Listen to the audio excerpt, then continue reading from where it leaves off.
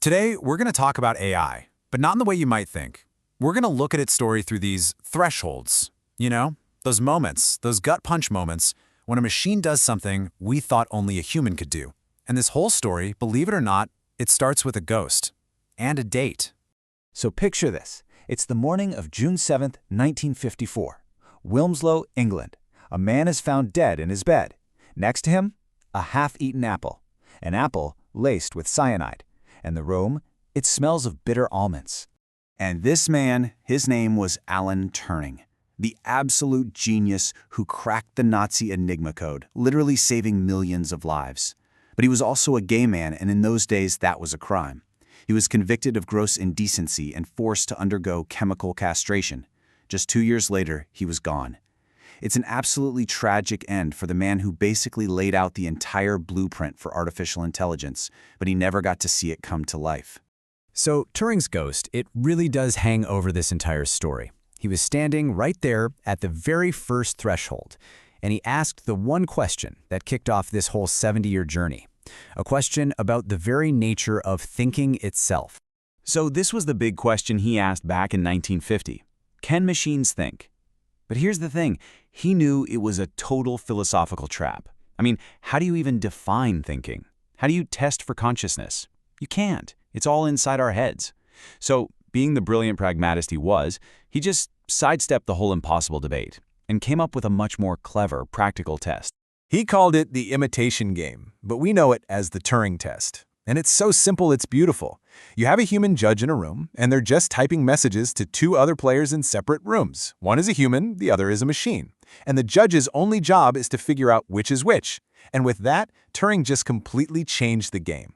He basically said, look, intelligence isn't some magic stuff in our skulls. It's a performance. If a machine can act as intelligently as a person, well, then for all practical purposes, it is intelligent. For decades, the Turing test was mostly just this idea, a benchmark people talked about. But the first real thresholds, the ones the whole world saw, they weren't crossed in a chat room. They were crossed on the battlefield of our most strategic, most human games. And just look at this timeline. In less than 20 years, machines toppled three giants. First, chess, a game of pure strategy. Then, Jeopardy, a game of vast knowledge and tricky language. And then, the big one, Go, a game so complex, people said it relied on pure human intuition. But these weren't just about computers winning. Oh no, these were deeply emotional, almost spiritual events. I mean, listen to the words these champions used. Kasparov said it felt like a murder, the murder of the idea that humans were special. And almost 20 years later, Lee Sedol, a national hero, literally apologized to his country for being so powerless. It was the shared, deeply human sense of loss. And this quote, this gets at why it was so jarring. In the middle of the match against Lee Sedol, the AI AlphaGo made a move, they called it Move 37. It was so bizarre, so alien, that all the experts on air were like, whoa, that's a mistake, a beginner's mistake. But it wasn't. It was brilliant. It was a creative, beautiful move that no human had ever thought of in the 2,500-year history of the game. The machine wasn't just calculating better than us, it was creating something new. And what happened next shows us the two paths we can take. Lee Sedol saw this entity that cannot be defeated, and he retired. But another Go champion, Qi Ji, who also lost to AlphaGo, he saw a teacher. He went back, studied the AI's games, and used what he learned to become world champion again. So that's the choice, right? Do you retreat or do you adapt? That choice to adapt or retreat suddenly got a whole lot more real when AI walked out of the game room and into the office. Because this next threshold, it wasn't about winning a game anymore. It was about your job. You probably remember this, when IBM's Watson just demolished the two best Jeopardy players ever. Ken Jennings famously scribbled this on his answer screen. And yeah, it was a joke, but it was a joke with a very serious punchline. He said later that he realized he was like the first factory worker of the knowledge economy, being put out of a job by a machine. And that's when AI stopped being a curiosity and started being a real economic force. And this isn't some sci-fi robot takeover. It's quiet. It's the story of someone like Rajesh, a guy with 30 years of experience as a legal scribe. His skills are still valuable, but then his firm gets an AI that can do the same work only way faster and for a tiny fraction of the cost. A year later, Rajesh is laid off. His expertise didn't just vanish, it was just made economically obsolete. And that's the really tough part of all this progress, and it asks a huge question. What do we do for the people whose livelihoods get left behind? So the next big threshold happened when these incredibly powerful AI systems became available to, well, everyone. Suddenly, AI wasn't just some supercomputer in a lab, it was a collaborator, a tutor, a creative partner you could talk to, right on your phone. You know, all our anxiety about AI today, it's not actually new. This quote is from Socrates, over 2,000 years ago, and he was talking about writing, the technology of writing. He was genuinely worried it would make us forgetful and lazy, that we'd stop using our own memories. And in a way, he was right. We don't memorize entire epic poems anymore, but he was also so wrong about what writing would unlock for humanity. And we're standing at that same kind of crossroads right now. And this gets to the absolute core of what these things can do and what they can't. Take this story about a grandmother named Eleanor. She's trying to write a letter to her granddaughter. She asks ChatGPT, and it writes this beautiful, eloquent note. Perfect grammar, lovely sentiments. Totally generic. But then Eleanor writes her own version. It's a little messy, but it has this one detail. I remember the day you were born. You had the loudest cry I'd ever heard. And that one line changes everything. That's the difference right there. An AI can generate language. It can't generate meaning that comes from a real, lived life.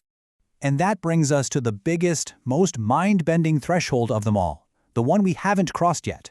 The moment when AI's intelligence might not just match ours, but blow past it completely, and the massive challenge of making sure that if that happens, we're still in charge. This is what researchers call the alignment problem. It sounds simple, but it's unbelievably hard. How do you program human values into a computer? Think about it. Our values are a messy, contradictory, unspoken soup of ideas. A superintelligent AI could follow our instructions to the letter and find loopholes we could never even dream of, leading to, well, disaster. Okay, the classic example to explain this sounds kind of silly, but it makes the point perfectly. It's called the paperclip maximizer. Imagine you tell an AI your only goal is to make as many paperclips as you can. Harmless, right? Well, a superintelligent AI would start getting really creative. It might figure out that humans could turn it off, and that would stop it from making paperclips. And it might also figure out that humans are made of a lot of atoms that could be turned into paperclips. The AI isn't evil, it's not angry, it's just doing exactly what you told it to do, with terrifying efficiency.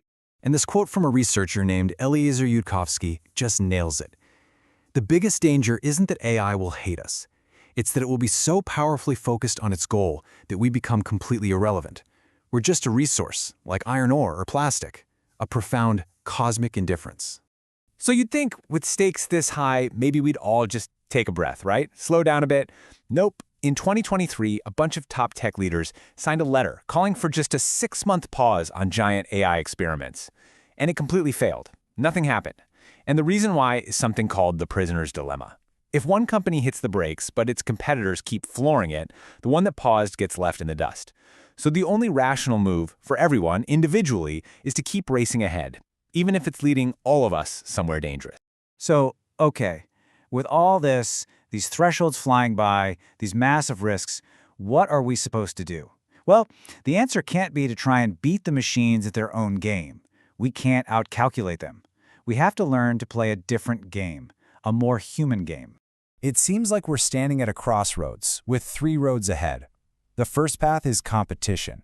We try to outthink, outwork, outcreate the AI. That's a race we will eventually lose. The second is surrender. We just hand over the keys, let the AI make the hard decisions. That path, well, that path risks what makes us human in the first place. And then there's the third path, partnership. It's the hardest one. It means using these incredible tools to make us better, while doubling down on the stuff that AI just can't touch. Our curiosity, our compassion, our ability to find meaning in this messy, beautiful world. Because here's the final secret. The most important threshold isn't some date in the future when a super AI is born. It's right now. It's happening right under our feet. It's in every small choice you make today. What you choose to create with AI, what you delegate to it, and what you decide is too precious to give away. The future isn't something that's just going to happen to us. We are all building it right now together, so we have to choose carefully.